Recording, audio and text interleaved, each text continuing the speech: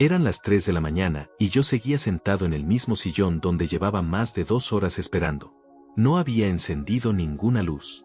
La sala estaba en penumbra, apenas cortada por el brillo frío que entraba desde la calle a través de las persianas. El ventilador giraba despacio en el techo. El hielo de mi vaso de agua se había derretido por completo. Y yo seguía ahí, quieto, con las manos sobre las rodillas y los ojos fijos en la puerta. No estaba nervioso. Eso era lo que más me sorprendía de mí mismo en ese momento. Después de todo lo que había descubierto, después de todas las noches que había pasado mirando el techo sin poder dormir, después de tantos meses cargando un peso que nadie más sabía que existía, yo estaba tranquilo. Una calma que no era indiferencia. Era decisión. Era la paz extraña que llega cuando un hombre ya tomó la resolución más difícil de su vida y sabe que no hay marcha atrás. Escuché el motor del taxi antes de ver las luces. Luego el portazo. Luego el sonido de sus tacones sobre el pavimento mojado.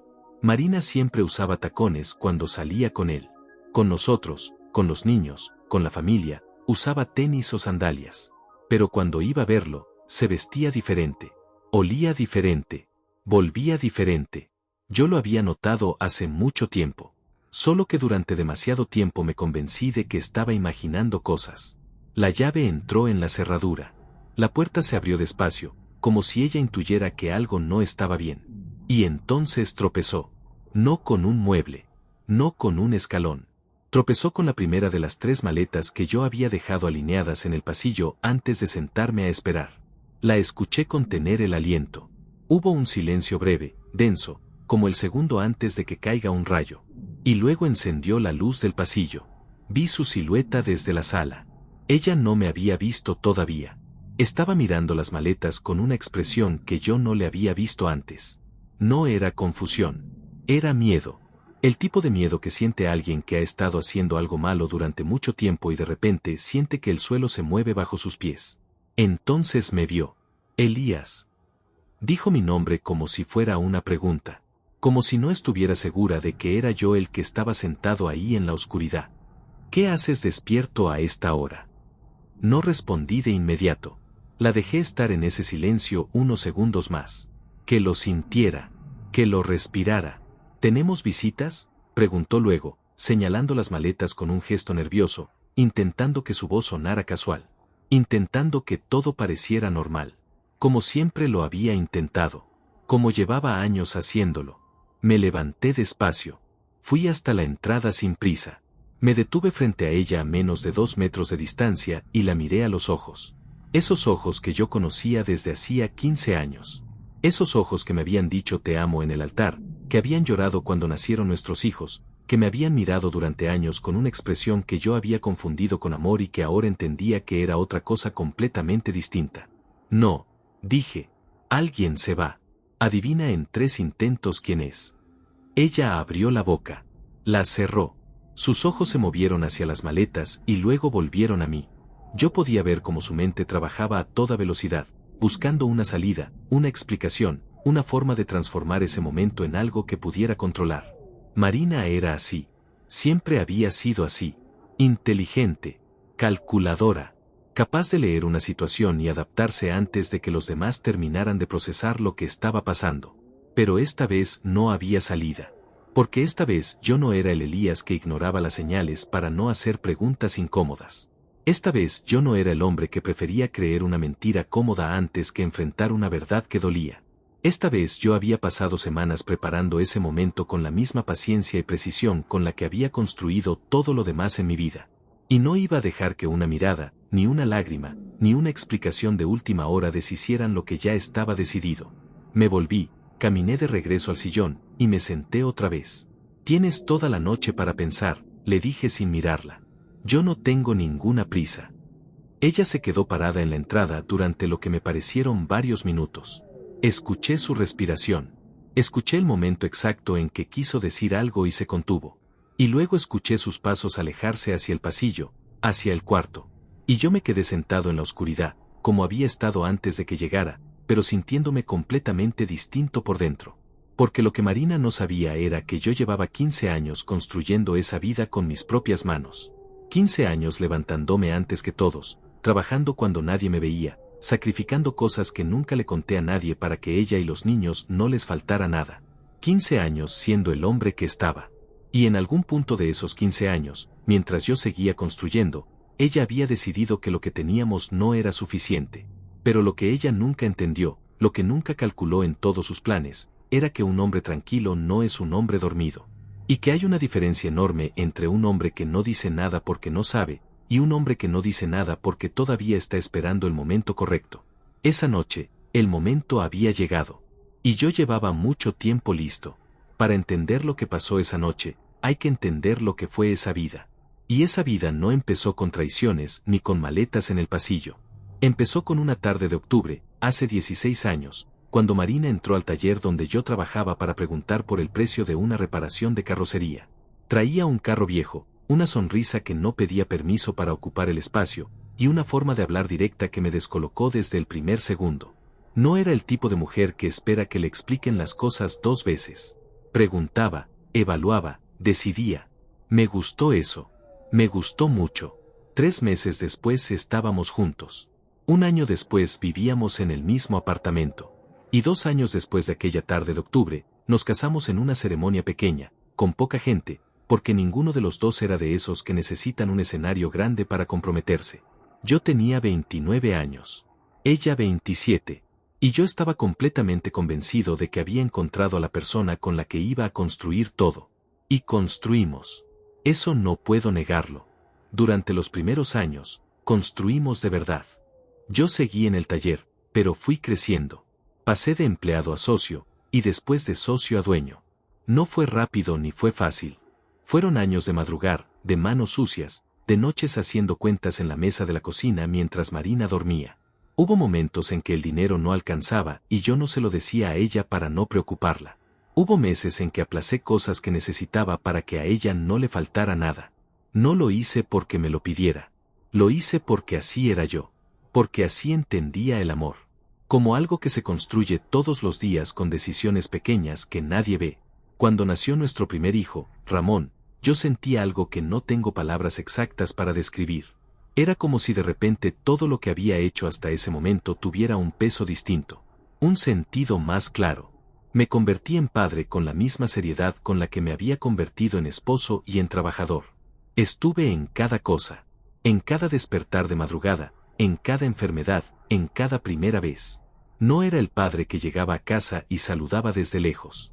Era el padre que se sentaba en el suelo a armar rompecabezas, que leía en voz alta aunque estuviera agotado, que cargaba a su hijo aunque le doliera la espalda de todo el día. 3 años después llegó nuestra hija. Y la misma historia se repitió, con el mismo amor, con el mismo compromiso. Durante esos años, Marina también trabajaba. Tenía un empleo administrativo en una empresa de logística que le daba independencia económica y la hacía sentir activa, y yo siempre lo apoyé.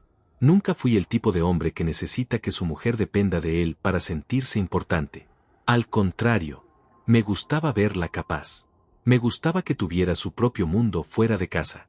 Nunca imaginé que ese mundo fuera a convertirse en el lugar donde empezaría a perderla. Los primeros años fueron buenos. Realmente buenos.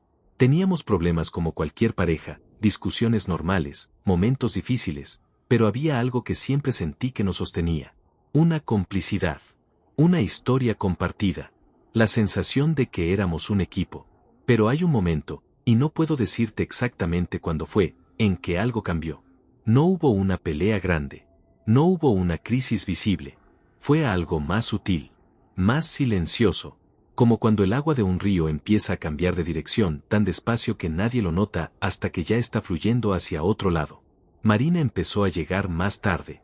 Al principio 1 o 2 veces por semana, con explicaciones que sonaban completamente razonables. Reuniones que se extendían. Tráfico. Un proyecto nuevo que demandaba más tiempo. Yo le creía. ¿Por qué no iba a creerle? Era mi esposa. La madre de mis hijos. La mujer con la que llevaba más de una década construyendo una vida. Pero las llegadas tardías se volvieron más frecuentes.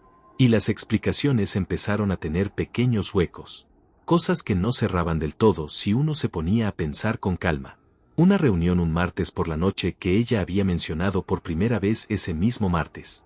Un viaje de trabajo que duró un fin de semana entero y del que volvió con una calma que no correspondía al cansancio que debería haber tenido. Yo lo notaba. Claro que lo notaba. Pero me decía a mí mismo que estaba siendo paranoico. Que era el estrés del trabajo. Que llevábamos muchos años juntos y era normal que la dinámica cambiara. Me repetía esas cosas como mantras, porque la alternativa era demasiado pesada para cargarla sin pruebas. El celular fue lo primero que me habló claro, aunque yo todavía no quise escuchar.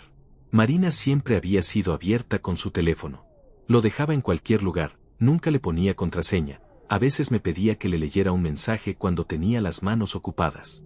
Pero en algún punto de esos meses, el celular empezó a ir a todas partes con ella. Al baño, a la cocina, a la cama, y cuando sonaba de noche, lo silenciaba antes de que yo pudiera ver la pantalla. Una vez, solo una vez, le pregunté con cuidado si todo estaba bien. Si había algo que me quisiera contar. Me miró con una expresión que mezcló sorpresa con algo que ahora identifico como alivio, el alivio de alguien que comprueba que todavía no has descubierto nada, y me dijo que estaba bien. Que era el estrés del trabajo. Que me lo agradecía pero que no había nada de qué preocuparse. Le creí. O me hice creer. Porque a veces un hombre no quiere ver lo que ya está viendo. No porque sea tonto, sino porque sabe que el día que lo confirme, todo va a cambiar. Y cambiar algo que construiste con 15 años de tu vida es una de las cosas más aterradoras que existen. Pero la vida tiene una forma cruel y exacta de obligarte a ver lo que no quieres ver. Y llegó el momento en que ya no pude mirar hacia otro lado. No porque alguien me lo dijera. No porque me lo contara un conocido ni llegara una llamada anónima. Sino porque Marina, con toda su inteligencia y toda su capacidad para manejar situaciones, cometió el error que tarde o temprano cometen todos los que llevan una doble vida. Un error pequeño. Un descuido de segundos. Algo tan simple que cualquiera lo hubiera pasado por alto. Pero yo no lo pasé por alto. Fue un domingo por la tarde. Uno de esos domingos que empiezan tranquilos y terminan partiéndote algo por dentro que nunca vuelve a quedar igual. Los niños habían salido con mi madre, Leticia, que tenía la costumbre de llevárselos al parque los fines de semana para que nosotros tuviéramos tiempo para nosotros. Tiempo que en los últimos meses yo pasaba solo aunque Marina estuviera en casa, porque ella siempre tenía algo que hacer, siempre había una llamada, siempre había algo en el teléfono que la absorbía más que cualquier conversación conmigo. Ese domingo ella se había duchado temprano y había salido a hacer unas compras, según me dijo. Me dio un beso rápido en la mejilla, agarró el bolso y cerró la puerta. Yo me quedé en la sala con un café que ya estaba frío y el silencio particular de una casa vacía que antes me parecía descanso y que en ese punto ya me pesaba de una forma que no sabía bien cómo nombrar. Me levanté a lavar la taza. Limpié la encimera. Recogí unas cosas que los niños habían dejado en el suelo. Y entonces vi el tablet. Estaba sobre el sofá, semi entre un cojín y el apoyabrazos, como si se hubiera caído ahí sin querer. Era el tablet de Marina. Ella lo usaba para trabajar desde casa, para leer, para ver series cuando no tenía sueño. Normalmente lo llevaba a todas partes junto con el celular, pero ese día lo había olvidado. No lo agarré de inmediato. Me quedé mirándolo unos segundos desde donde estaba. Había algo en ese objeto quieto sobre el sofá que me generaba una incomodidad que no podía explicar con lógica. Era solo una pantalla apagada. Era solo un aparato. Pero algo en mí sabía, con esa parte del cuerpo que no piensa sino que simplemente sabe, que si lo agarraba, algo iba a cambiar. Lo agarré. La pantalla se encendió sola porque no había terminado de bloquearse. Y lo primero que vi fue una conversación abierta en una aplicación de mensajes que yo no le conocía a Marina. No era la aplicación normal. Era una diferente, con un icono discreto que podría pasar perfectamente por una aplicación de notas o de clima si no la abrías. Pero estaba abierta. Y yo la estaba viendo. No voy a reproducir cada palabra de lo que leí. No porque no lo recuerde, sino porque hay cosas que uno guarda para sí mismo no por vergüenza sino porque pertenecen al territorio más privado del dolor. Lo que sí puedo decir es que lo que vi en esa pantalla no dejaba ningún espacio para la duda. Ninguno. No eran mensajes ambiguos que pudieran tener otra interpretación. No eran palabras que yo pudiera torcer hacia un lado más cómodo si lo intentaba con suficiente esfuerzo. Eran mensajes entre Marina y un hombre llamado Roberto. Y llevaban, según las fechas que yo podía ver desplazando la conversación hacia arriba, más de 2 años escribiéndose así. 2 años. Mientras yo me levantaba a las 5 de la mañana para abrir el taller. Mientras yo llegaba a casa cansado y me sentaba igual a ayudar con las tareas de los niños. Mientras yo pagaba la hipoteca, los seguros, los gastos del colegio, las vacaciones que tomamos el verano pasado donde ella estuvo más pendiente del teléfono que de cualquier otra cosa y yo lo atribuí al trabajo. 2 años en los que yo dormía al lado de esa mujer sin saber lo que estaba pasando a centímetros de mí. Había fotos. No voy a decir qué tipo de fotos porque no hace falta. Había planes hechos con fechas y horas concretas, fechas que yo reconocí porque eran días en que ella me había dado explicaciones específicas sobre dónde estaría.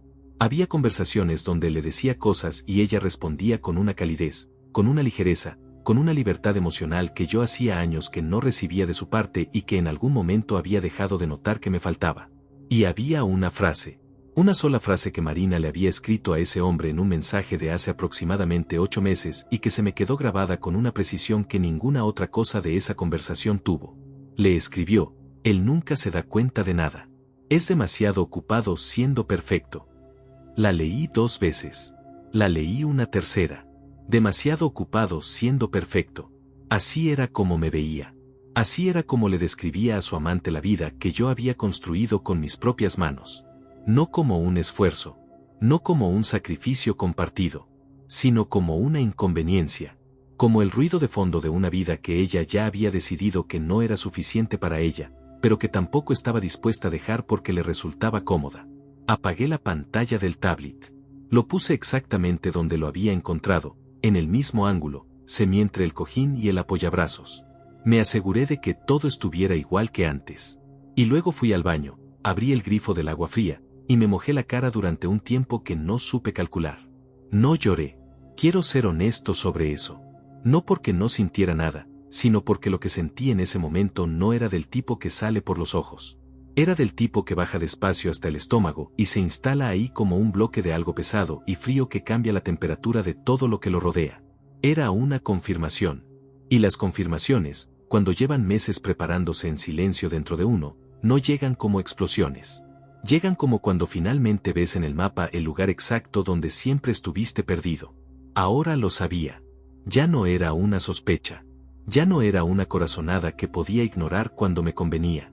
Era una realidad con fechas, con palabras, con fotos, con 2 años de historia paralela construida sobre la misma base que yo había levantado creyendo que éramos dos. Me sequé la cara. Me miré en el espejo unos segundos.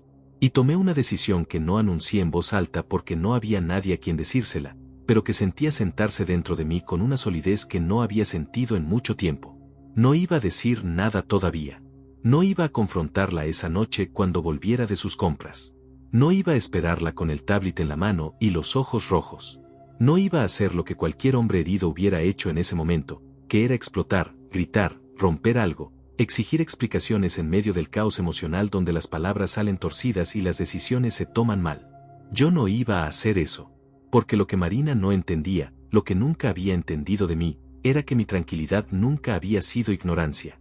Era temperamento. Era la forma en que yo procesaba las cosas. Despacio, hacia adentro, con una calma que a veces la gente confunde con distancia, pero que en realidad es la manera en que construyo certeza antes de actuar. Y ahora tenía certeza. Lo que me quedaba era tiempo. Tiempo para pensar con claridad. Tiempo para no cometer errores que luego me costaran más de lo que ya me había costado esta situación. Tiempo para hacer las cosas de la manera correcta, no de la manera que dolía menos en ese instante. Cuando Marina volvió esa tarde con las bolsas de las compras y me preguntó si estaba bien porque me veía callado, le dije que sí, que estaba bien, que solo estaba cansado. Ella asintió, guardó las cosas en la cocina y siguió con su tarde como si nada. Y yo seguí con la mía. Pero ya no era el mismo hombre que había agarrado ese tablet unas horas antes. Hay cosas que uno no entiende cuando las escucha por primera vez. Palabras que entran por un oído y salen por el otro porque todavía no tienes la experiencia necesaria para saber cuánto pesan. Mi madre, Leticia, era de esas personas que hablaban poco pero cuando abrían la boca valía la pena callarse y escuchar. No era una mujer de discursos largos ni de consejos no pedidos. Era de las que observaban, procesaban, y cuando consideraban que era el momento, decían exactamente lo que necesitabas oír, aunque en ese momento no supieras que lo necesitabas. Yo tenía 32 años la primera vez que ella me dijo algo que entonces no entendí del todo. Llevábamos unos 4 años casados con Marina, los niños todavía no habían llegado, y yo estaba en una época en que el taller empezaba a crecer, pero también empezaban las primeras tensiones de una pareja que ya no está en la etapa inicial donde todo brilla. Nada grave, nada visible. Pero mi madre me miraba a veces con esa expresión que tienen las mujeres que han vivido mucho y que leen en los hijos cosas que los hijos todavía no pueden leer en sí mismos. Estábamos sentados en el patio de su casa una tarde. Ella tomaba su café con la parsimonia de siempre, yo estaba distraído mirando no sé qué punto fijo en el jardín, y sin que viniera a cuento de ninguna conversación anterior, sin preámbulo, sin dramatismo, ella dijo, un hombre que aguanta todo por miedo a perder, ya perdió desde antes de soltar. Yo la miré. Le pregunté a qué se refería. Me dijo que a nada en particular. Que era solo algo en lo que había estado pensando. Y cambió el tema con la misma naturalidad con que lo había traído. Yo me quedé con esa frase guardada en algún lugar del que no sabía que existía. La recordé un par de veces en los años siguientes, en momentos de duda o de cansancio, pero siempre la interpreté de una forma general, como una reflexión filosófica de mi madre sobre la vida y los hombres y las pérdidas. Nunca la conecté directamente con lo mío. O no quise conectarla. Pero después de ese domingo con el tablet, después de haber leído lo que leí y haber tomado la decisión que tomé, esa frase volvió. Y esta vez no llegó como un recuerdo vago. Llegó con una claridad brutal, como cuando enciendes una luz en una habitación que llevas tiempo recorriendo oscuras y de repente ves exactamente dónde están todos los muebles. Un hombre que aguanta todo por miedo a perder, ya perdió desde antes de soltar. Eso era lo que había hecho yo durante meses. Quizás durante más tiempo del que estaba dispuesto a reconocer. Había aguantado las llegadas tardías. Había aguantado el celular que ya no se dejaba en ningún lugar. Había aguantado las explicaciones con huecos. Había aguantado el distanciamiento físico que Marina justificaba con el cansancio y el estrés y una docena de razones que yo aceptaba porque aceptarlas era más fácil que hacer la pregunta que no quería respuesta. Y todo ese tiempo que yo había pasado aguantando, convenciéndome de que era paciencia, de que era madurez, de que era la forma correcta de manejar una etapa difícil en un matrimonio largo, en realidad había sido miedo. Miedo a confirmar lo que ya sabía. Miedo a que la vida que había construido se rompiera. Miedo a quedarme sin lo que creía que tenía, sin darme cuenta de que hacía mucho tiempo que ya no lo tenía. Mi madre lo había visto antes que yo. Sin saber los detalles, sin que yo le contara nada, con esa capacidad que tienen ciertas personas para leer lo que está debajo de lo que se muestra, ella lo había visto. Y me había dado la herramienta que necesitaba para cuando llegara el momento. Solo que yo la había guardado en un cajón y me había olvidado de ella hasta que la necesité de verdad. Fui a verla unos días después del domingo. No para contarle todo. Todavía no estaba listo para ponerle palabras a lo que había descubierto, porque ponerle palabras a algo es hacerlo más real, y yo todavía estaba en ese proceso interno de asentar la realidad sin que se me cayera todo encima de golpe. Fui simplemente porque necesitaba estar en un lugar donde me sintiera entero. Y la casa de mi madre siempre había sido ese lugar. Tomamos café en el mismo patio de siempre. Ella me preguntó cómo estaban los niños. Le dije que bien. Me preguntó cómo estaba el taller. Le dije que marchando. Hubo un silencio largo que ninguno de los dos intentó llenar con palabras innecesarias. Y entonces ella me miró de esa manera que yo conocía desde niño, esa mirada que no pregunta sino que abre una puerta y espera a ver si entras. ¿Estás bien, Elías? No le dije que no. Pero tampoco le dije que sí. Le dije que estaba pensando en algunas cosas. Que estaba procesando. Que cuando tuviera todo más claro se lo contaría. Ella asintió. No insistió. Pero antes de que me fuera, cuando ya me estaba levantando para despedirme, me puso una mano en el brazo y me dijo algo que tampoco fue largo ni dramático, porque así era ella, y que sin embargo me acompañó en cada uno de los días que vinieron después. Me dijo, el dolor que no se atiende a tiempo no desaparece, se instala, y cobra renta. Me fui de su casa con esas dos frases dando vueltas dentro de mí, la de hacía años y la de ese día. Y juntas formaban algo que yo necesitaba entender antes de dar cualquier paso. Formaban una instrucción. No sobre lo que debía hacer con Marina, no todavía, sino sobre lo que debía hacer conmigo mismo primero. Porque ese era el error que yo había estado cometiendo. Había estado tan enfocado en aguantar, en sostener, en no romper nada, que me había olvidado completamente de atenderme a mí. Me había olvidado de que debajo del padre responsable y del esposo paciente y del hombre que nunca hacía escándalos, había una persona que también estaba siendo herida. que también merecía que alguien, aunque fuera yo mismo, se detuviera a preguntarle cómo estaba. Esa noche, después de que los niños se durmieron y Marina estaba en el cuarto haciendo lo que hacía con su teléfono, yo me senté en la cocina con una libreta que usaba para las cuentas del taller y empecé a escribir. No un diario, no una carta, solo una lista. Una lista de todo lo que necesitaba saber, de todo lo que necesitaba hacer, de todo lo que tenía que tener resuelto antes de que llegara el momento que ya sabía que iba a llegar. Escribí despacio, con letra clara, como si cada palabra fuera un ladrillo que estaba colocando en su lugar exacto. Y mientras escribía, mientras la casa dormía a mi alrededor y el único sonido era el de mi bolígrafo sobre el papel, sentí algo que no había sentido en mucho tiempo. Algo parecido al control. No el control sobre Marina ni sobre lo que ella había hecho. Eso estaba fuera de mis manos y siempre lo había estado. Sino el control sobre mí mismo, sobre mis decisiones, sobre el camino que iba a tomar desde ese momento en adelante. Mi madre tenía razón, como casi siempre. El dolor que no se atiende a tiempo no desaparece. Se instala. Y cobra renta. Yo había pagado suficiente renta. Era hora de cerrar esa cuenta.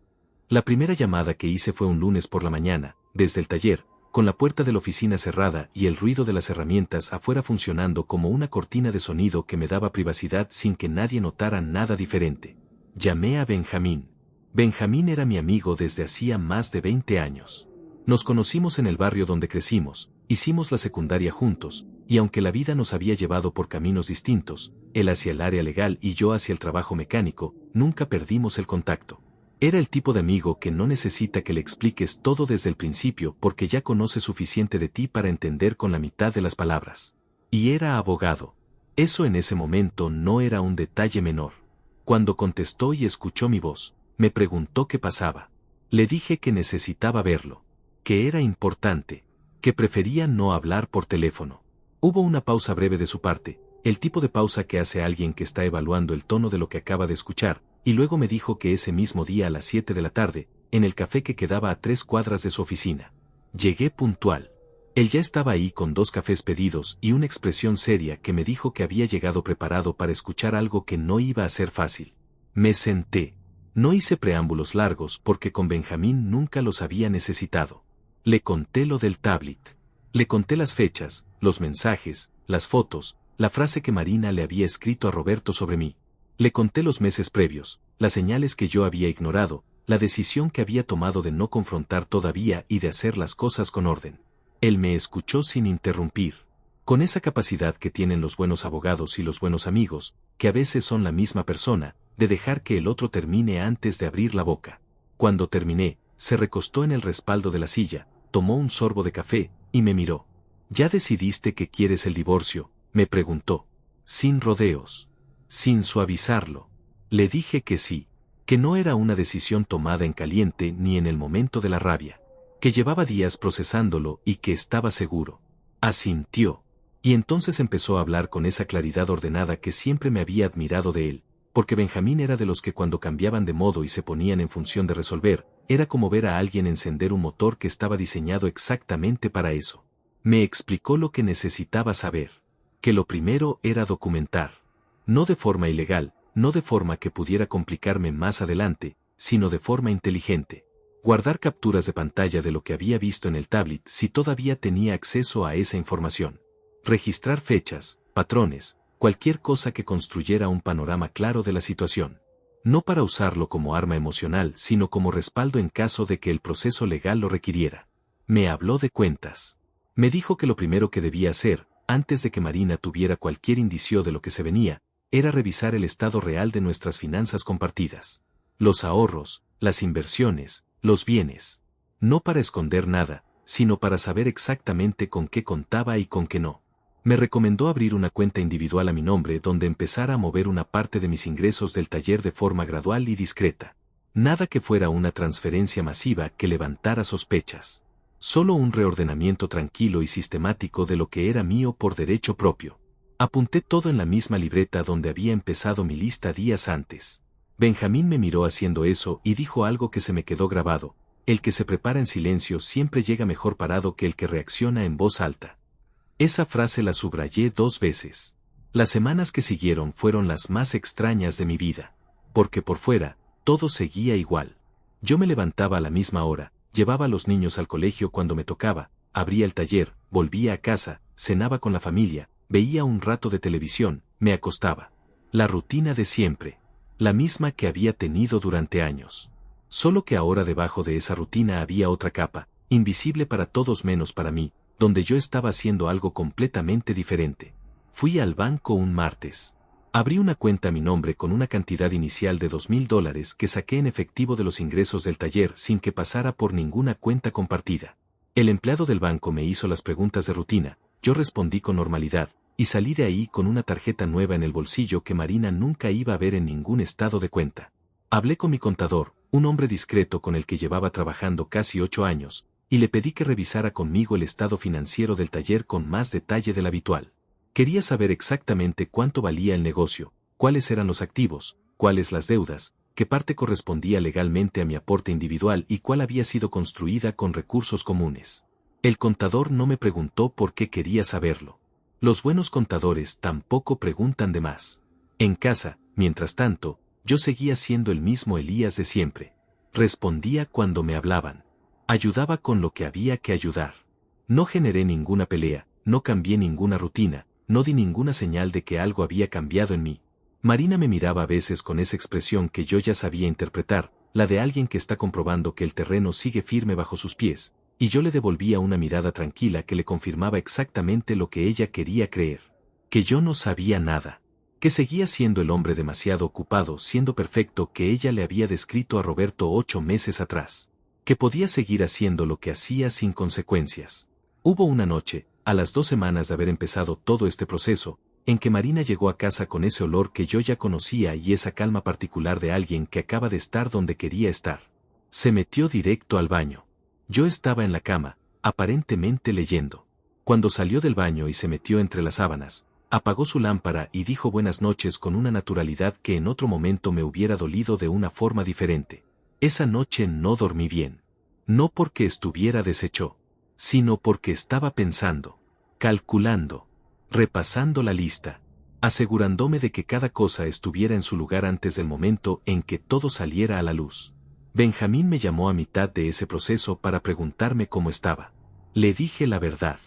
Le dije que estaba bien, que estaba tranquilo, que a veces la tranquilidad me asustaba más que si estuviera destrozado, porque no sabía si era fortaleza real o simplemente el entumecimiento que produce el dolor cuando lleva demasiado tiempo instalado. Él me dijo algo simple.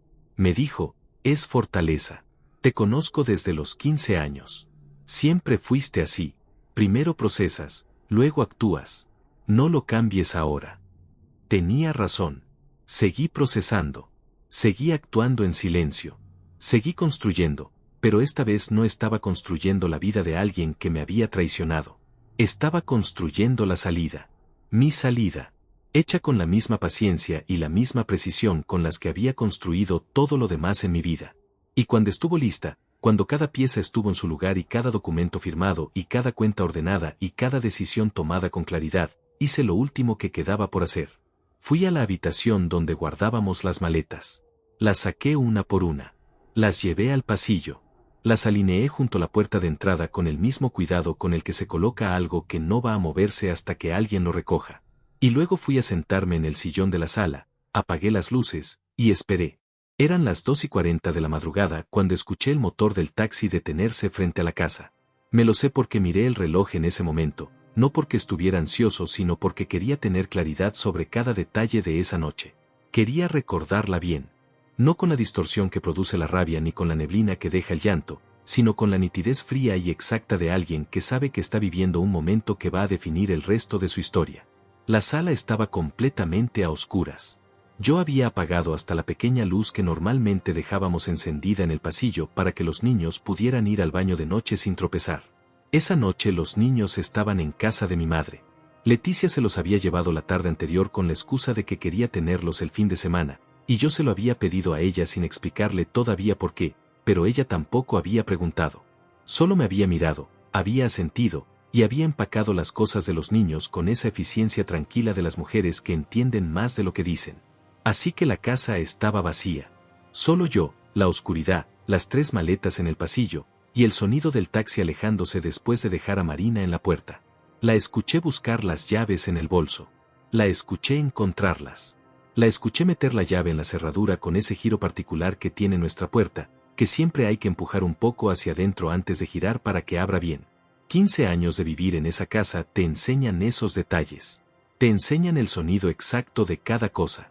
Y yo conocía el sonido de esa puerta mejor que nadie. La puerta se abrió. Y entonces hubo un silencio de medio segundo, el tipo de silencio que ocupa el espacio entre el momento en que algo pasa y el momento en que el cerebro termina de procesarlo, y luego escuché el golpe suave de su pie contra la primera maleta, seguido de un pequeño sonido que hizo ella, algo entre una exclamación contenida y una respiración cortada, y luego nada. Nada por varios segundos. Yo imaginé exactamente lo que estaba pasando del otro lado de esa oscuridad. Marina parada en el umbral, con una mano todavía en la manija de la puerta, mirando las 3 maletas alineadas en el pasillo como si fueran un mensaje escrito en un idioma que entendía perfectamente pero que su mente se negaba a traducir del todo. Porque Marina era inteligente. Ya lo dije antes y lo repito porque es relevante. Era una mujer que leía las situaciones rápido. Y esa situación no tenía muchas lecturas posibles. Encendió la luz del pasillo. Desde donde yo estaba sentado, en el sillón de la sala completamente a oscuras, podía ver el rectángulo de luz que se proyectaba desde el pasillo hacia la sala sin llegar a tocarme. Y podía ver la silueta de Marina de pie junto a las maletas, mirándolas, luego mirando hacia la sala donde la oscuridad no le dejaba verme todavía. «¿Elías?», dijo mi nombre en voz baja. Cautelosa, como si no estuviera segura de que yo estaba ahí, o como si estuviera esperando que no lo estuviera. No respondí de inmediato. Dejé que el silencio hiciera su trabajo unos segundos más. Que se expandiera, que llenara cada rincón de esa entrada y ese pasillo y esa sala, hasta que se volviera imposible de ignorar. Luego dije, desde la oscuridad, con una voz completamente tranquila, «Aquí estoy». La escuché contener algo. No sé si fue el aliento o una palabra o simplemente el impulso de decir lo primero que le vino a la mente. Luego encendió la luz de la sala. Me vio, sentado en el sillón, vestido, con los brazos apoyados en las rodillas y las manos juntas frente a mí, sin ninguna expresión de rabia, sin los ojos rojos de quien ha estado llorando, sin la tensión visible de alguien que está a punto de explotar, solo quieto, solo presente, solo completamente dueño de ese momento de una manera que creo que ella nunca me había visto antes. Me miró durante un tiempo que no supe calcular, y luego miró hacia el pasillo, hacia las maletas, y luego volvió a mí. «¿Tenemos visitas?», preguntó. Y en esa pregunta estaba todo. Estaba el intento desesperado de convertir algo inevitable en algo que todavía podía tener otra explicación. Estaba la Marina de siempre, la que leía las situaciones y buscaba la salida antes de que la puerta se cerrara del todo. Estaba el mecanismo que la había mantenido funcionando durante 2 años de doble vida sin que nada se derrumbara. Pero esta vez no había salida. Me levanté despacio del sillón. Sin prisa. Con la misma calma con la que había estado sentado los últimos 40 minutos esperándola. Caminé hasta la entrada del pasillo y me detuve a unos 2 metros de ella. La miré a los ojos. Esos ojos que yo había mirado miles de veces en 15 años. En el altar. Sobre la almohada. Encima de la cabeza de nuestros hijos recién nacidos. En noches buenas y en noches difíciles. Ojos que yo creía conocer y que resultaron guardar una vida entera que yo nunca vi. «No», dije. «Alguien se va. Adivina en 3 intentos quién es». El silencio que siguió a esas palabras fue diferente al anterior. Más denso. Más cargado. Como el aire justo antes de una tormenta eléctrica, cuando todavía no ha caído ningún rayo pero el cuerpo ya sabe que algo va a romper el cielo. Marina abrió la boca. La cerró. Sus ojos se movieron hacia las maletas y yo pude ver el momento exacto en que dejó de buscar una salida y empezó a entender que no había ninguna. Su expresión cambió. No de golpe, sino en capas, como cuando quitas una por una las hojas de algo que tiene muchas capas, y debajo de la compostura apareció algo más cercano al miedo real. No el miedo de que la habían descubierto, que ese ya lo había sentido al ver las maletas, sino el miedo más profundo y más personal de quien de repente ve que las consecuencias que siempre creyó poder evitar ya están ahí, ya son reales, ya tienen forma de 3 maletas alineadas en un pasillo. «Elías, escúchame», dijo, y su voz había cambiado. Ya no era la voz cautelosa de hacía un momento. Era más suave, más calculada. La voz que usaba cuando quería convencer. No sé qué crees que pasó, pero podemos hablar. Podemos sentarnos y... Ya hablé, la interrumpí, sin elevar la voz, sin ningún temblor. Hablé conmigo mismo durante semanas. Hablé con un abogado. Hablé con mi contador. Lo que tenía que hablar ya está hablado. Ella parpadeó. Lo de el abogado la descolocó. Lo vi en su cara. Porque eso significaba que yo no estaba reaccionando en caliente esa noche. Eso significaba que llevaba tiempo preparando lo que estaba pasando. Y eso cambiaba completamente la naturaleza de la situación. Un abogado, repitió en voz baja. Las maletas son tuyas, dije. Tienen lo suficiente para varios días. El resto podemos coordinarlo después con calma y con nuestros respectivos abogados. Elías, por favor. No hay por favor aquí, Marina. Seguía sin subir la voz. Seguía completamente tranquilo. Hay 15 años. Hay 2 hijos. Hay una casa y un negocio y una vida que construí creyendo que éramos 2 personas construyéndola juntos. Y hay 2 años de mensajes con Roberto que leí en tu tablet un domingo mientras tú salías a hacer las compras. El nombre de Roberto en mi boca la golpeó de una manera que yo vi físicamente, como si algo en ella perdiera un punto de apoyo y tuviera que reequilibrarse para no caer. Sus ojos se llenaron pero no de tristeza todavía, sino de ese tipo de humedad que produce la adrenalina cuando el cuerpo entra en modo de emergencia y no sabe bien qué hacer con tanta información al mismo tiempo. ¿Puedo explicar? No necesito que expliques nada, dije. Entiendo perfectamente lo que pasó. Lo que no entiendo, y ya no me importa entenderlo, es cómo tomaste cada una de esas decisiones. Eso es tuyo. Quédatelo. Me di la vuelta. Caminé de regreso al sillón. Me senté. Tienes esta noche para organizarte, dije sin mirarla. Los niños están con mi madre. Cuando vuelvan, quiero que esta conversación ya esté tenida y que todo esté claro. No voy a hacer esto delante de ellos. Marina se quedó parada en la entrada del pasillo durante un tiempo largo. Yo escuché su respiración. Escuché el momento en que quiso decir algo más y no encontró las palabras. Y luego escuché sus pasos, lentos, hacia el pasillo, hacia las maletas, y finalmente hacia el cuarto. Yo me quedé sentado en la oscuridad que volvió a instalarse cuando ella apagó la luz de la sala al pasar. Y en esa oscuridad, por primera vez en muchos meses, respiré de verdad. No con alivio. No con satisfacción. Sino con esa respiración profunda y lenta de alguien que acaba de soltar algo muy pesado que llevaba demasiado tiempo cargando solo. Algo que nunca debió cargar solo. Algo que ya no iba a cargar más. Las maletas seguían en el pasillo. Y yo seguía en el sillón. Y la noche seguía afuera, igual que siempre, sin saber ni importarle lo que acababa de cambiar para siempre dentro de esas 4 paredes. Marina no se fue esa noche. Lo pensé. Lo consideré.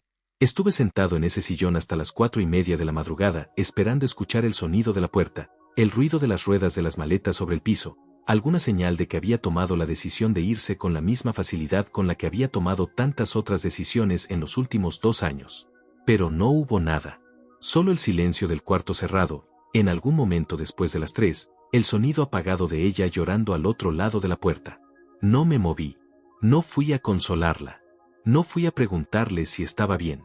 No porque no me importara el dolor humano que había detrás de ese llanto, sino porque yo sabía, con una claridad que no necesitaba razonarse demasiado, que ese llanto no era solo tristeza.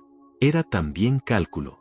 Era también la evaluación instintiva de una mujer que entendía que su situación era grave y que estaba probando, incluso desde el otro lado de una puerta cerrada, si todavía había algo en mí que pudiera ablandarse. Y no había nada. No porque me hubiera convertido en otra persona esa noche, sino porque llevaba semanas construyendo esa certeza con mucho cuidado y mucho esfuerzo, y no iba a dejar que un llanto de madrugada deshiciera lo que me había costado tanto construir. A las 5 de la mañana me levanté del sillón, fui a la cocina, preparé café, y me senté a la mesa a esperar que amaneciera.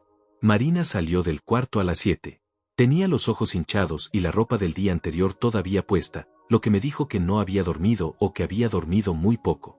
Se detuvo en la entrada de la cocina cuando me vio sentado con el café. Hubo un momento breve en que ninguno de los dos dijo nada, y luego ella se acercó, sacó una taza del armario, sirvió café, y se sentó al otro lado de la mesa. Lo que vino después fue la conversación más extraña que he tenido en mi vida. Extraña no porque fuera violenta o caótica, sino precisamente por todo lo contrario. Fue una conversación en voz baja, en la cocina de nuestra casa, con la luz de la mañana entrando por la ventana y el ruido distante de la calle empezando a despertarse afuera. Una conversación que cualquiera que nos hubiera visto desde fuera hubiera confundido con algo completamente ordinario.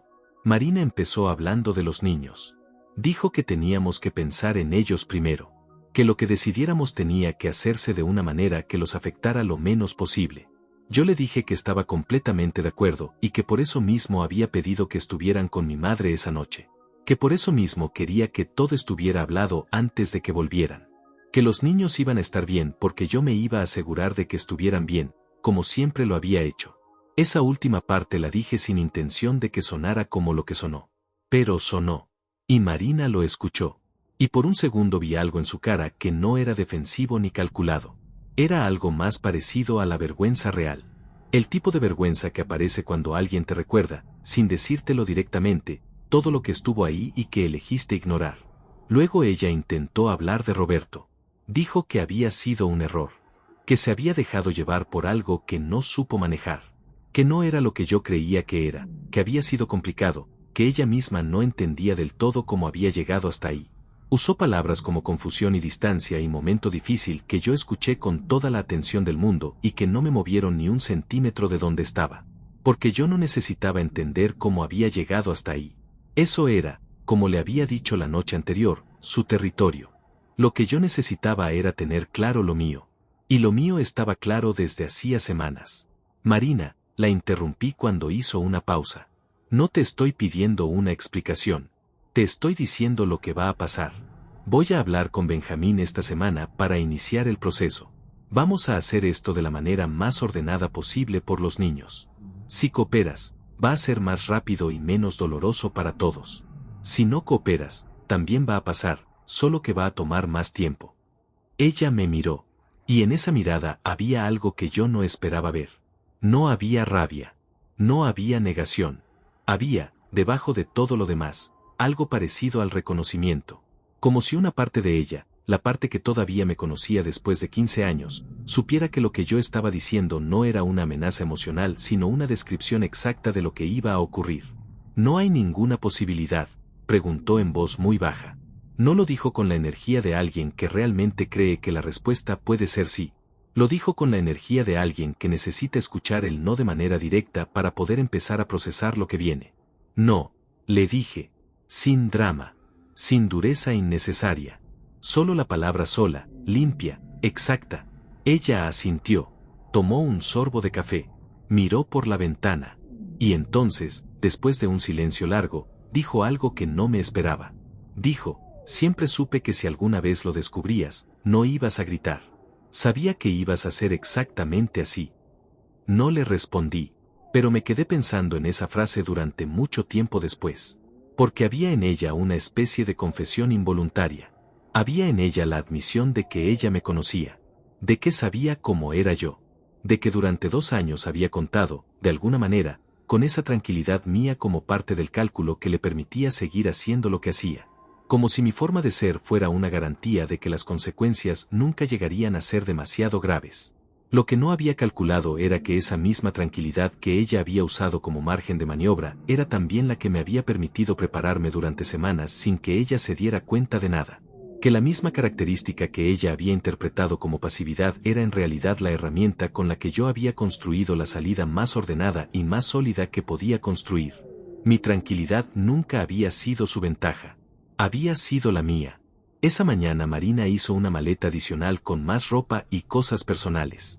Llamó a su hermana, Susana, y le dijo que necesitaba quedarse unos días con ella.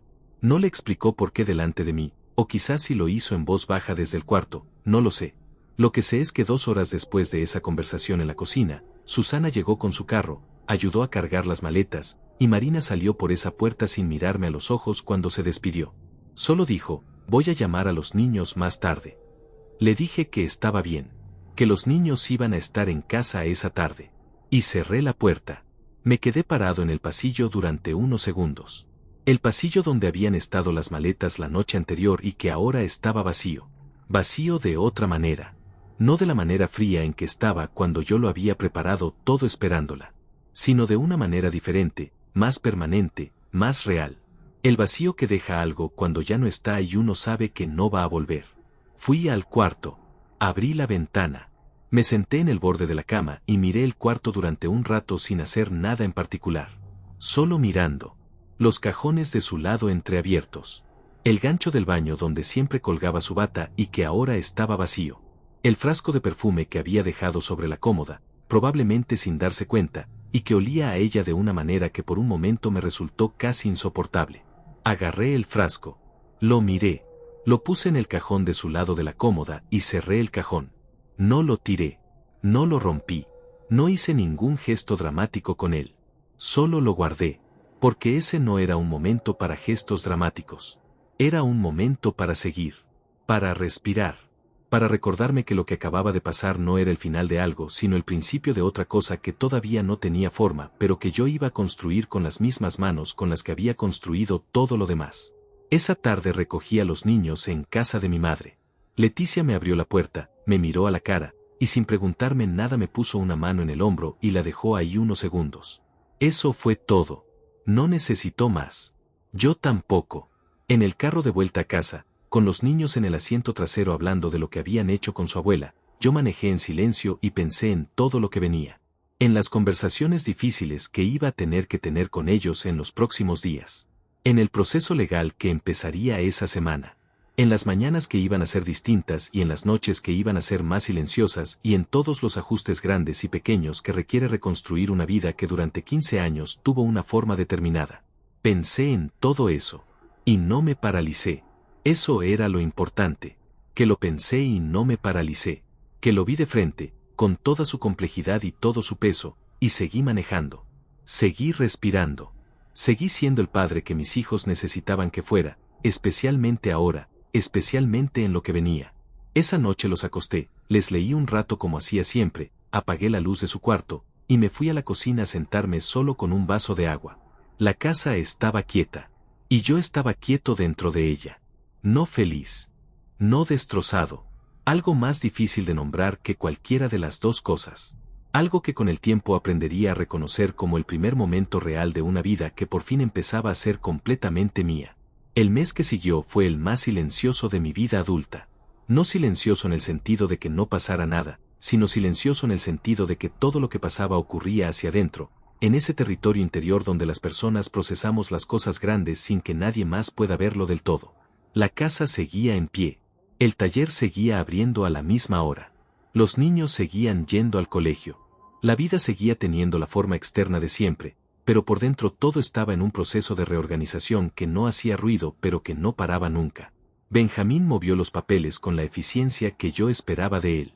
Hubo reuniones en su oficina, documentos que revisar y firmar, conversaciones técnicas sobre bienes y activos y acuerdos de custodia que yo escuchaba con toda la atención del mundo, aunque a veces la mente se me iba por un segundo a lugares completamente distintos y tenía que traerla de vuelta con un esfuerzo consciente. No era distracción. Era el cuerpo haciendo lo que hace cuando está procesando demasiado al mismo tiempo. Yo lo dejaba pasar, volvía al presente, y seguía. Marina, desde casa de su hermana Susana, se comunicaba principalmente a través de su propio abogado. Eso me pareció bien. Era la forma más ordenada de manejarlo y evitaba las conversaciones emocionales que no conducen a nada concreto y que solo desgastan a las personas sin resolver nada. Cuando hablábamos directamente era únicamente por los niños, por los horarios, por las actividades, por las necesidades del día a día que no podían esperar al ritmo más lento de los procesos legales. Esas conversaciones eran cortas, funcionales, correctas. Ninguno de los dos las extendía más de lo necesario. Los niños lo tomaron de una manera que me rompió el corazón de una forma específica y silenciosa que no sé bien cómo describir. No hubo una reacción explosiva ni una crisis visible. Hubo preguntas. Preguntas directas, honestas, del tipo que hacen los niños cuando todavía no han aprendido a rodear las cosas difíciles con palabras más suaves. Me preguntaron si mamá y yo nos íbamos a divorciar. Les dije que sí. Me preguntaron por qué. Les dije que a veces los adultos toman decisiones que los llevan por caminos distintos y que eso no tenía nada que ver con cuanto los queríamos a ellos. Me preguntaron si iban a tener que cambiarse de colegio. Les dije que no. Me preguntaron si iban a seguir viviendo en esa casa. Les dije que sí, que esa casa seguía siendo su casa. Ramón, que tenía 12 años y ya entendía más de lo que uno quisiera que entendieran los niños de 12 años. Me miró esa noche con una expresión seria y me preguntó si yo estaba bien. Le dije que sí. Me preguntó si era verdad. Le dije que estaba trabajando en eso y que cuando uno trabaja en algo con constancia, tarde o temprano lo logra. Asintió como si eso tuviera sentido completo para él. Quizás lo tenía. Marina volvió a los 32 días. No me lo avisó con mucho tiempo de anticipación. Me llamó una mañana mientras yo estaba en el taller y me dijo que quería hablar. Le pregunté de qué. Dijo que de nosotros. Le recordé que Benjamín y su abogado estaban manejando los detalles del proceso y que cualquier cosa relacionada con eso debía pasar por ellos.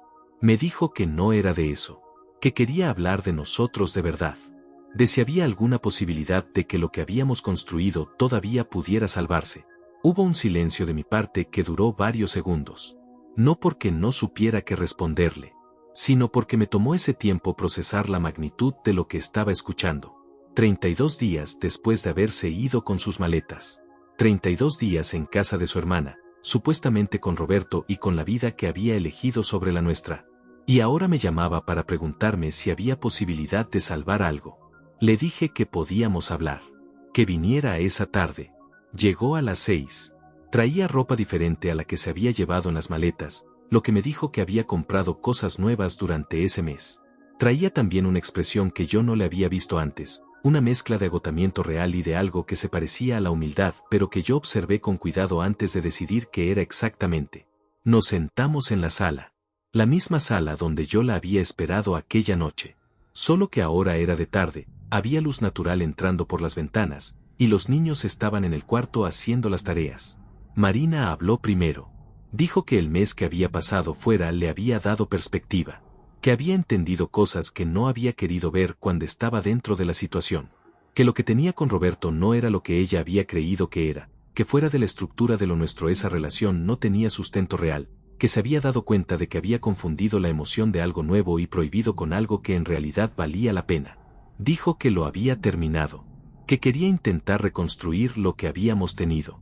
Yo la escuché con la misma atención con la que la había escuchado siempre, sin interrumpirla, sin gestos que la desanimaran a seguir, dejándola decir todo lo que necesitaba decir. Cuando terminó, me miró esperando algo. Una reacción, una señal, algún movimiento de mi parte que le indicara hacia dónde iba a ir esa conversación. Le pregunté una sola cosa. Le pregunté si recordaba haberle escrito a Roberto, hace aproximadamente 1 año y medio, que yo nunca me daba cuenta de nada porque estaba demasiado ocupado siendo perfecto. Su cara cambió. No de golpe. En capas, otra vez, como siempre. Le dije que esa frase me había dicho más sobre cómo me veía que 15 años de convivencia. Que no me la decía con rencor sino como información. Como un dato que necesitaba que ella entendiera que yo tenía. Que lo que ella había descrito en esa frase no era un hombre que no se daba cuenta de nada. Era un hombre al que ella había decidido no ver de verdad. Un hombre que había sido reducido en su mente a una función, a una estructura, a algo que estaba ahí para sostener una vida que ella ya estaba viviendo en otra parte. No puedo reconstruir algo con alguien que me ve así, le dije. No porque no pueda perdonar, sino porque lo que describes que veías en mí no es lo que soy. Y yo no quiero construir una segunda versión de algo que ya se construyó sobre una base equivocada. Marina intentó decir algo. Le salió a medias. Sus ojos se llenaron esta vez de una manera diferente a las veces anteriores. Sin cálculo. Sin evaluación. Solo el llanto real de alguien que entiende, quizás por primera vez de verdad, que lo que se perdió no va a volver. No me moví hacia ella. No le puse una mano en el hombro. No le dije que todo iba a estar bien. No porque no me importara su dolor, sino porque yo no era la persona indicada para consolarlo. No ya. Ese rol había terminado y ambos necesitábamos aceptar que había terminado. Cuando se calmó un poco, le dije que lo mejor que podíamos hacer los dos era terminar el proceso de la manera más limpia posible. Que había una vida entera que reorganizar y que hacerlo bien requería que ninguno de los dos se quedara atrapado en lo que ya no podía cambiarse. Me preguntó si podía ver a los niños esa noche. Le dije que sí. Los llamé, salieron del cuarto, y yo me fui al taller a revisar unas cosas que no necesitaban revisión urgente pero que me daban un lugar a donde ir mientras ella pasaba tiempo con ellos. Manejé hasta el taller con la radio apagada. Entré, encendí las luces, y me quedé parado en el centro de ese espacio que olía a aceite y a metal y a años de trabajo honesto y me quedé ahí simplemente respirando. Este lugar lo había construido yo. Con mis manos, con mi tiempo, con decisiones que nadie había tomado por mí. Este lugar era real de una manera que en ese momento necesitaba sentir. Me senté en el banco de trabajo y llamé a Benjamín. Le conté que Marina había venido. Le conté lo que me había propuesto. Le conté lo que yo le había respondido. Hubo un silencio breve de su parte y luego me dijo, ¿estás bien? Le dije que sí, que estaba bien de verdad, no de la manera en que uno dice que está bien para que el otro deje de preguntar, sino de verdad. Que había algo en haber dicho lo que había dicho esa tarde que me había dejado una sensación de completitud que no esperaba sentir tan pronto. Me dijo que eso era buena señal. Que cuando uno puede decir lo que necesita decir sin rabia y sin derrumbarse, es porque algo adentro ya encontró el camino. Colgué. Me quedé sentado en el banco de trabajo un rato más. Afuera la noche estaba empezando. Las luces de la calle encendiéndose una por una. El ruido tranquilo de un barrio que termina su día y empieza a prepararse para el siguiente. Yo miraba todo eso desde adentro del taller y pensaba que la vida tiene una forma particular de seguir independientemente de lo que uno esté viviendo por dentro. El mundo no pausa. Los semáforos no dejan de cambiar. Los vecinos no dejan de entrar y salir de sus casas. Y uno tiene que seguir también.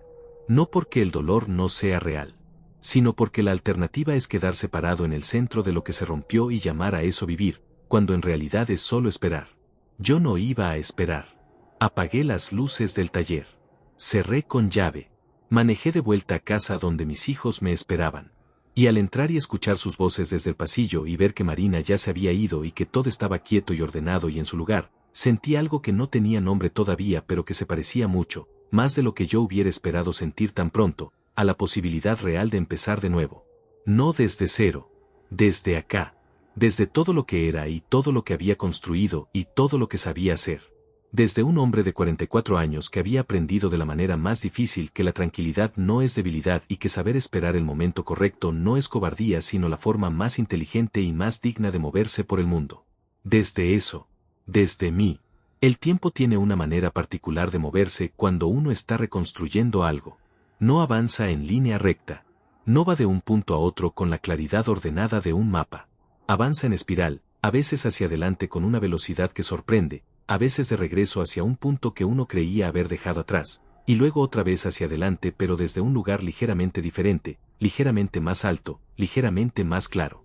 Así fue para mí el año que siguió a esa noche de las maletas en el pasillo.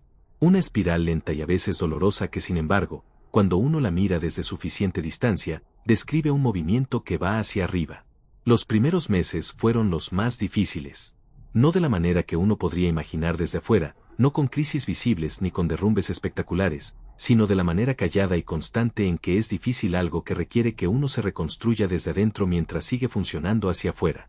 Me levantaba cada mañana, llevaba a los niños al colegio, abría el taller, resolvía los problemas del día, volvía a casa, cocinaba o pedía algo, ayudaba con las tareas, acostaba a los niños, y luego me quedaba solo en la sala con el silencio de una casa que todavía no había terminado de aprender a sentirse completa con una sola persona adulta dentro. Había noches en que el silencio pesaba más que otras. Noches en que me sentaba en el mismo sillón donde había esperado a Marina aquella madrugada y pensaba en los 15 años. No con rabia, esa se había ido diluyendo sola con el tiempo y el trabajo y el enfoque en lo que venía. Pensaba en ellos con algo más parecido a la melancolía. La melancolía específica de quien recuerda algo que fue real y bueno en sus primeros años antes de que se torciera. Porque no todo había sido mentira. Los primeros años habían sido genuinos. La vida que habíamos construido tenía partes que valían la pena recordar. Y aprender a separar eso, lo que fue real de lo que se pudrió después, fue uno de los trabajos más difíciles y más necesarios de ese periodo. Benjamín estuvo presente en todo ese proceso de una manera que nunca voy a poder agradecerle del todo. No solo en lo legal, que lo manejó con una eficiencia y una claridad que me ahorró mucho dinero y mucho tiempo, sino en lo otro. En las noches en que me llamaba sin razón específica para preguntar cómo estaba. En los sábados en que aparecía en el taller con 2 cafés y se quedaba un rato hablando de cualquier cosa menos de lo que yo estaba viviendo, porque a veces lo que uno necesita no es hablar de lo difícil sino recordar que hay vida más allá de lo difícil. El proceso legal se resolvió en 8 meses. No fue sencillo pero fue ordenado. Llegamos a acuerdos sobre la custodia de los niños, sobre la casa, sobre el taller. Marina se quedó con una parte justa de lo que habíamos construido juntos, ni más ni menos, y yo me quedé con lo que era mío por construcción y por derecho. Los niños pasarían tiempo con cada uno de manera equitativa. Todo quedó en documentos firmados que guardé en una carpeta azul en el cajón de mi escritorio del taller y que desde entonces no he vuelto a abrir porque no he necesitado hacerlo. Marina se mudó a un apartamento propio a los 6 meses de haberse ido de la casa. No sé con certeza qué pasó con Roberto porque no pregunté y nadie me lo contó directamente, pero por cosas que los niños decían sin querer entendí que esa relación no había durado mucho tiempo después de que todo salió a la luz. Las relaciones construidas sobre el secreto y la emoción de lo prohibido raramente sobreviven cuando se les quita el secreto y lo prohibido. Pierden el oxígeno que las mantenía vivas y se apagan solas. Eso no me dio satisfacción de ningún tipo. Solo lo noté como un dato más de una realidad que ya no me pertenecía. Lo que sí noté, y esto lo noté con más atención, fue el proceso de Marina durante ese año. No porque estuviera pendiente de ella de manera obsesiva, sino porque compartíamos hijos y eso significaba contacto regular y ese contacto me daba información que yo no buscaba pero que llegaba igual. Marina pasó por etapas que yo reconocí porque en cierta medida las había leído en el rostro humano suficientes veces como para identificarlas. Primero hubo una euforia extraña, una energía un poco forzada de persona que se está convenciendo a sí misma de que está bien. Luego vino el incómodo, ese periodo en que la realidad de las consecuencias empieza a pesar más que la narrativa que uno se había construido. Luego la comparación, que es quizás la fase más cruel, cuando uno empieza a ver la vida que dejó atrás con una claridad que no tenía cuando estaba dentro de ella. Y luego algo más parecido a la aceptación, lenta, irregular, pero real. Hubo un momento, a los 9 meses de todo aquello, en que Marina me llamó un domingo por la tarde. Los niños estaban con ella ese fin de semana, y yo estaba en casa aprovechando el silencio para revisar unas cuentas del taller. Cuando vi su nombre en la pantalla del teléfono sentí esa pequeña contracción que uno siente cuando algo que ya no ocupa el centro de tu vida de repente aparece sin aviso. Contesté. Me dijo que los niños estaban bien, que no era nada urgente, que solo quería decirme algo. Le dije que dijera. Hubo una pausa y luego me dijo que lo sentía. No con el detalle y la elaboración de alguien que está ensayando un discurso preparado de antemano. Lo dijo de manera simple, directa, con esa brevedad que tienen las cosas cuando son verdaderas. Me dijo que lo sentía de verdad y que entendía si eso no cambiaba nada y que no esperaba que cambiara nada pero que necesitaba decírselo. Le dije que lo escuchaba. Le dije que lo aceptaba. Y le dije que esperaba que encontrara lo que necesitaba encontrar para estar bien, no por mí sino por ella y por los niños que la necesitaban entera. Hubo un silencio del otro lado que duró varios segundos y luego ella dijo gracias en voz muy baja y colgó. Me quedé con el teléfono en la mano mirando la pantalla que volvió a oscurecerse.